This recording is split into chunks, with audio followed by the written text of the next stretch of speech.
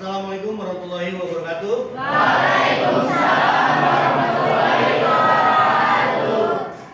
Hari ini kita ketemu lagi ya dalam mata pelajaran informatika. Bagaimana kabar kalian semuanya? Baik. Ya. Tapi kalau dilihat dari tempat duduknya masih ada 2 yang kosong. Apakah ada teman kalian yang nggak masuk? Siapa? Novel?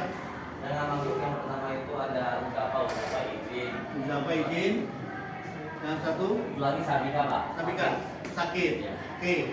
Yang sakit kita doakan semoga sembuh ya. Amin. Yang izin mudah-mudahan besok bisa masuk kembali. Baik, sebelum kita mulai, tolong ketua kelas siapkan untuk berdoa. Bersiap. Baik teman-teman, sebelum kita memulai pelajaran TK hari ini, sebaiknya kita berdoa dulu. Berdoa dimulai. Berdoa selesai. Alhamdulillah, rabbil alamin. Mudah-mudahan dengan doa yang kita awali dengan doa pada kita, apa yang nanti akan Bapak sampaikan dapat berguna bagi kalian di masa mendatang, gitu ya. Baik, anak-anak sekalian, saya mau ngingatin masalah kesepakatan kelas kita nih, ya. Yang pertama adalah kita selalu menjaga ketertiban di dalam kelas, betul? Betul. Jadi nanti pada saat kita belajar tidak ada itu yang saling mengganggu temennya, betul? Ya. Terus yang kedua, tidak ada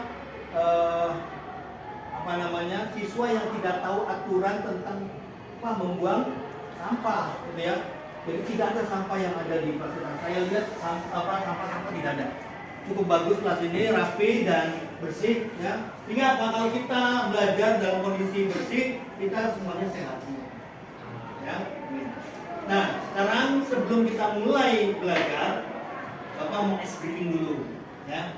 Oke, ice breaking kita supaya belajar ini kalian semua konsentrasi, ya, konsentrasi.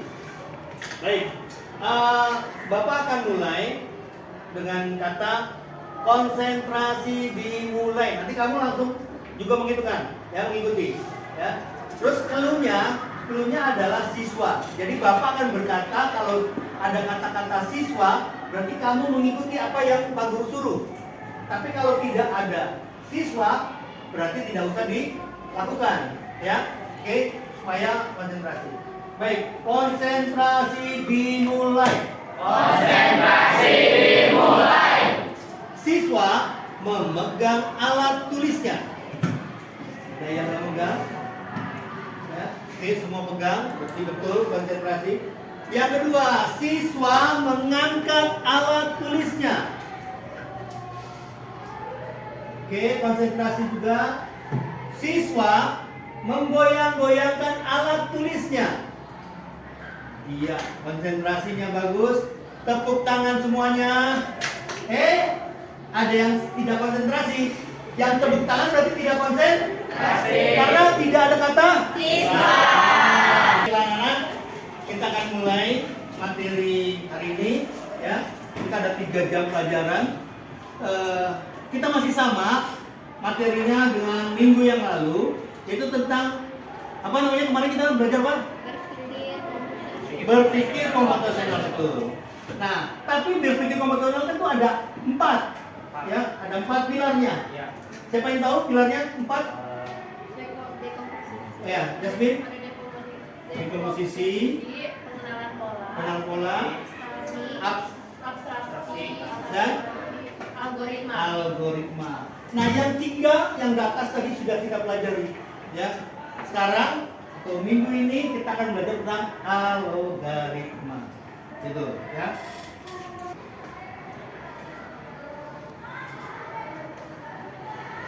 Oke.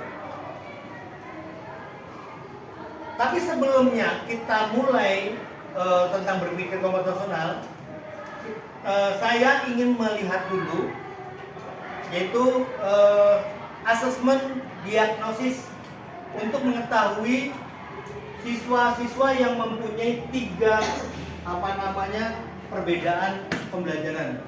ada yang auditory, ada yang visual, terus lagi motorik. Dilanjutkan untuk men-scan barcode. Di sini saya akan mengetahui awal daripada pengetahuan kalian. Ya, tadi sudah disebutkan ada visual, motorik dan auditory. Kita lanjutkan untuk ini data ini nanti kan saya gunakan buat pembagian kelompok ya, pembagian kelompok diskusi.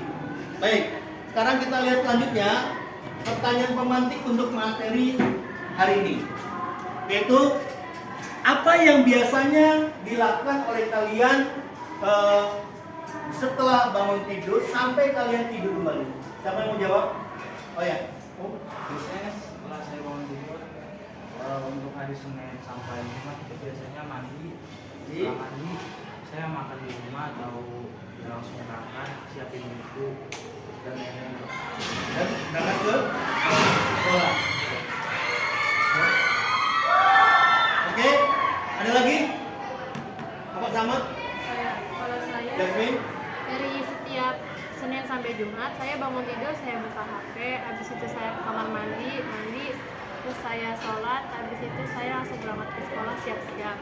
Nanti pulang sekolah saya biasanya ada kegiatan, habis kegiatan saya lanjut les, pulang sekolah saya di rumah belajar tipis-tipis, habis itu saya sholat dan tidur, habis tidur sholat lagi baru tidur. Oh iya, bagus. Setelah itu, apakah pertanyaan berikutnya ya? Apakah setiap hari kalian melakukan hal yang sama?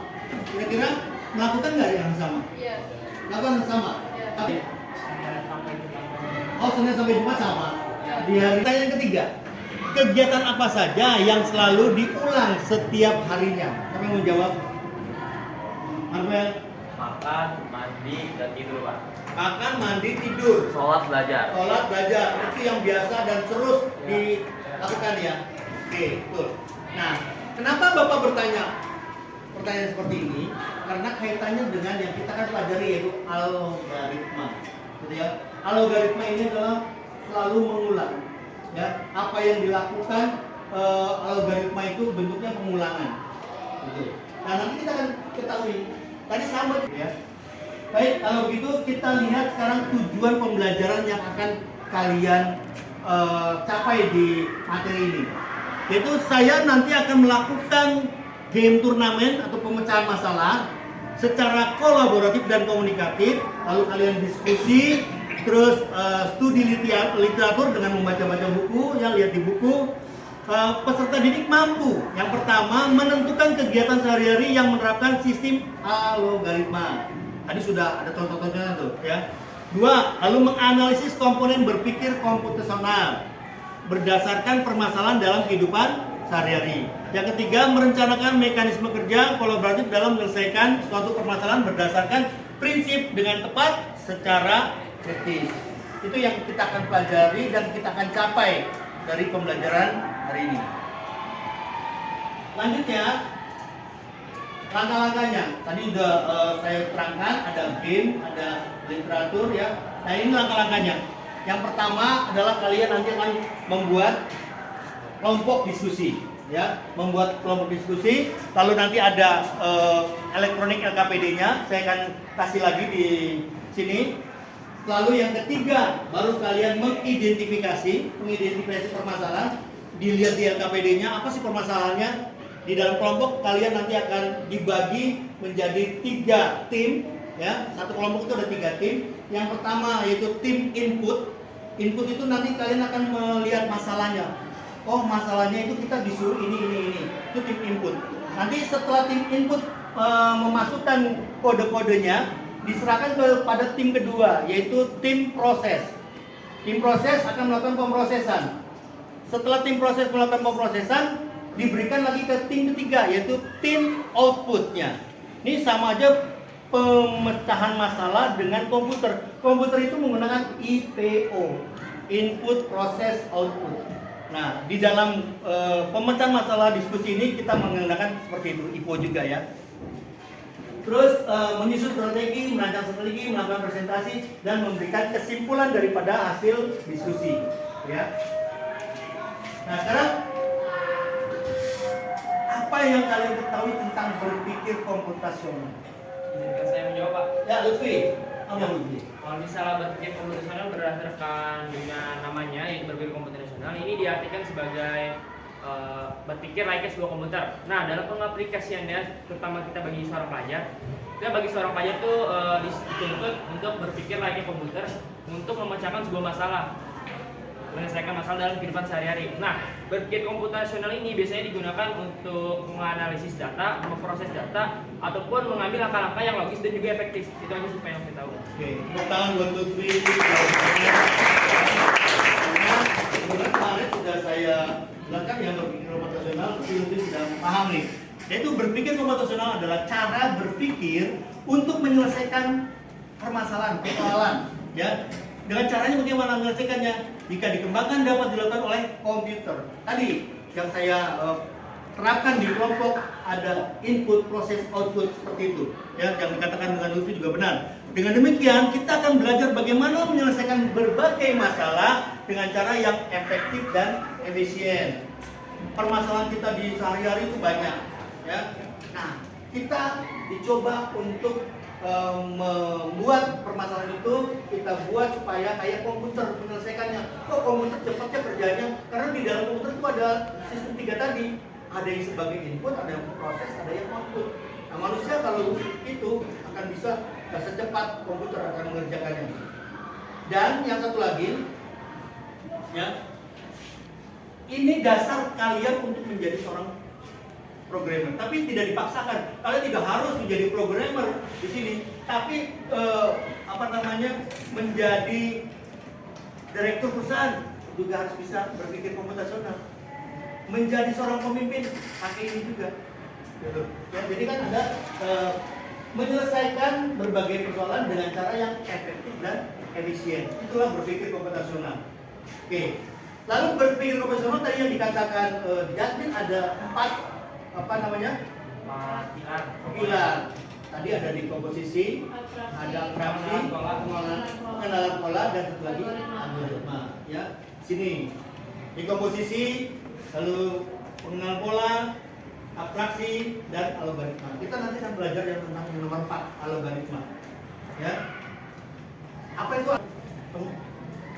Ya. Algoritma adalah perencanaan algoritma merujuk pada proses membuat urutan langkah-langkah yang diperlukan untuk menyelesaikan masalah. Nah, di sini kita garis bawahi membuat urutan langkah-langkah yang diperlukan untuk menyelesaikan masalah. Jadi kita akan belajar ini, jadi mengurutkan, ya, yang akan kita diskusikan adalah seperti itu. Baiklah, anak-anak tadi sudah menyelesaikan kegiatan yang membuat kita bikin kelompok, ya, sesuai dengan yang apa kalian isikan tadi. Ada 3 jenis kelompok, tapi di sini saya minta bikin 4 kelompok, ya, 4 kelompok. Ya, tolong dibuatkan bangku yang sesuai dengan kelompoknya. Baik anak-anak, setelah kalian membentuk kelompoknya masing-masing yang sesuai dengan arahan tadi yang Bapak berikan, maka salah satu siswa kelompoknya, ketuanya, untuk men-scan barcode berikut. Ini adalah lembar kerja yang kalian nanti gunakan. Silakan salah satu aja daripada kelompok. Nanti LKPD-nya seperti ini.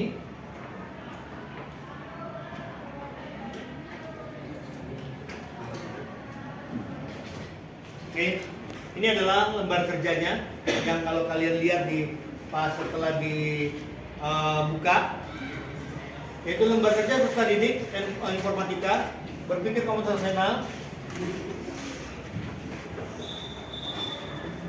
Nanti kalian tulis di sini nama-nama kelompok, ya, nama kelompok secara ini aja, elektronik, nanti dibuat di sini, ya. Terus mulai kalian bekerja, dibagi menjadi 3 tim dari 8 atau 7 orang, dibagi menjadi 3 tim. Siapa yang menjadi tim 1 yaitu tentang input, lalu siapa yang menjadi tim 2 sebagai proses, dan sebagai 3 output. Ya, silakan kalian berdiskusi. Saya akan keliling untuk melihat diskusi kalian. Silakan mulai berdiskusi. Yang satu adalah dia akan membuat tanda panah sesuai dengan ini. Ini yang satu. Ya. Yang kedua nanti akan membuat dikasih ke tim 2. Tim 2 nanti akan merubah tadi tanda panahnya menjadi kode. Jadi kalian bisa menggunakan tanda panah atau kata-kata. Kata-kata apa? Misalkan hadap kanan, gitu ya, hadap kiri, ke bawah, ke atas, itu bisa, gitu ya. Nanti karena Pak Guru akan membuat 2 kode lagi di sini, ada 2 kode, ada yang tanda panah itu menggunakan diganti dengan bintang. Ini yang nomor 2 nih, tim 2 nih, ya. Ada yang hadap kanan itu menggunakan 1, hadap kiri 2 dan sebagainya. Ya, silakan kalian boleh pilih yang panah. Kalau enggak saya ini aja. Kelompok 1, 2, 3, 4 ya. Kelompok 1 menggunakan panah, kelompok 2 menggunakan arah, kelompok 3 panah, kelompok 4 arah. Nih, ya. Tuh. Oke. Jadi dibagi. Kelompok 1 menggunakan panah.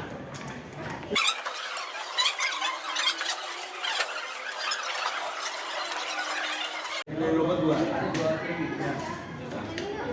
Terus kalau kamu ini siapa yang nomor 1? Apa namanya? Tim 1? Tim 1 siapa? Tadi jangan lupa panah ya, panah ke bawah, ke atas, samping, kiri, samping kanan. Iya. Tapi boleh nggak? Oh kamu yang banget. Banget. Ini aja kanan. Kita aja tulisan. Ulang 4 kali kan? Kalian lihat. Lihat di atasnya. Nih, berarti kan ke bawah dulu. Ke bawah berapa kali? Ke bawah. Kita lihat ke bawah. Berarti tulisnya ini ke bawah. Gambarnya ke bawah. 2 kali ke bawah. Terus ke kanan 1 kali. Ke atas 2 kali. Berarti kan begitu kan? Benar. Ya, udah. Sudah jelas. Baik, udah siap semuanya? Kita mulai dari kelompok 1. Silakan maju kelompok 1. Beri tepuk tangan untuk kelompok 1. Untuk tim 2-nya, semuanya maju keduanya. Tim 2 untuk memerintahkan robot. Dijelaskan dulu. Dijelaskan dulu. Jadi kalau misalkan ke bawah koma, kalau misalkan ke samping saya nyebutnya bintang, kanan samping kanan nyebutnya bintang, kalau ke atas nyebutnya pagar. Udah. Ya. Lah, Udah bisa dimulai. ya, kita mulai. Koma 2 kali, bintang 2 kali, pagar 2 kali, bintang 2 kali. Udah? Nanti diulang selama 4 kali. 4 kali modelnya seperti itu, ya.